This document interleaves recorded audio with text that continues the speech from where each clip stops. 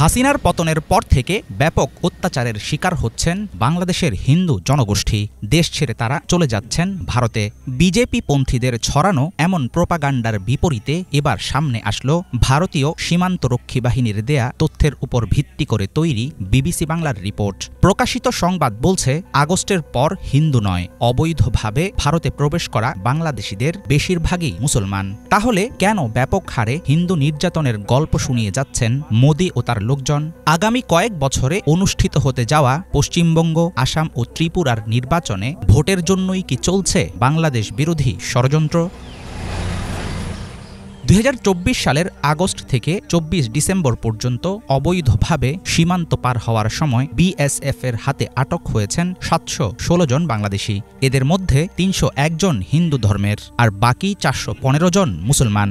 ভারতীয় border security ফোর্সের দক্ষিণবঙ্গ সীমান্ত অঞ্চলের সূত্রের বরাতে এই পরিসংখ্যান জানিয়েছে বিবিসি বাংলা। প্রকাশিত খবরে দেখা যায়, এই অঞ্চলে ২০২৩ সালে অনুপ্রবেশের সময় ধরা পড়ে ২০৩ জন হিন্দু ও ৪৪৯ জন মুসলমান। ২০২২ সালের আগস্ট থেকে ডিসেম্বরে আটকের সংখ্যা ছিল ১১৪ জন হিন্দু ও ২৯৮ জন মুসলিম।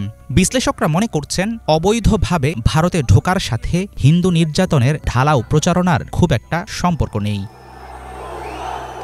৫ আগস্টের পর ভারতে অনুপ্রবেশকারীদের মধ্যে হিন্দুদের চাইতে মুসলিমদের সংখ্যা বেশি। বিএসএফের এমন পরিসংখ্যান নস্যাৎ করে দিচ্ছে বিজেপি ও উগ্রপন্থীদের মিথ্যা প্রোপাগান্ডা। অনেক ভূরাজনৈতিক বিশ্লেষক অবাক হলেও প্রকাশিত তথ্যের সাথে একমত পোষণ করেন। বাংলাদেশে সংখ্যালঘু নির্যাতন নিয়ে কাজ করা committee against atrocities on minorities in Bangladesh বা ক্যাম্প নামক ভারতীয় সংগঠনের আহ্বায়ক মোহিত রায়। চিরকালই বাংলাদেশ থেকে অনুপ্রবেশকারীদের মধ্যে মুসলমানদের সংখ্যাই বেশি থাকে। বিবিসির কাছে এমন মন্তব্য করেন তিনি। বাংলাদেশে নির্যাতন বা অত্যাচারের ভয়ে অবৈধভাবে ভারতে ঢুকতে চাইছেন এমন হিন্দুর সংখ্যা খুবই কম। অবৈধ অনুপ্রবেশকারীদের জিজ্ঞাসাবাদ করে বিএসএফ জানায়, হামলার শিকার হয়েছেন অথবা নির্যাতিত হওয়ার আশঙ্কা করেছেন মাত্র ১ থেকে ২% হিন্দু।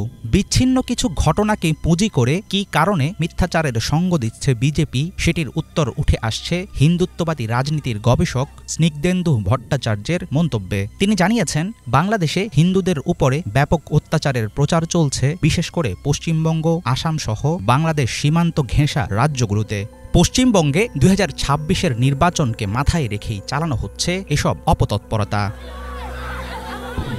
নির্বাচনে ভোট টানার হাতিয়ার হিসাবে বরাবরই ধর্মকে গুটি হিসাবে ব্যবহারের অভিযোগ রয়েছে বিজেপির বিরুদ্ধে। ভারতের পুরনো মিত্র হাসিনা পলায়নের পর বাংলাদেশে হিন্দু নির্যাতনের নামে উগ্রপন্থী আরএসএস ও বিজেপির প্রচার যুদ্ধ চলছে ৩ নির্বাচনকে লক্ষ্য করেই। বিজেপির ঘৃণ্য খেলা বুঝতে না পেরে ঢাকাতেও দেখা গেছে হিন্দু বিরোধী মনোভাবের প্রকাশ। তবে কোনো নির্যাতিত গোষ্ঠীকে বাঁচানোর জন্য নয়, বরং ধর্ম ব্যবহার করে ভোটের বাজারে ফায়দা তুলতে চায় বিজেপি।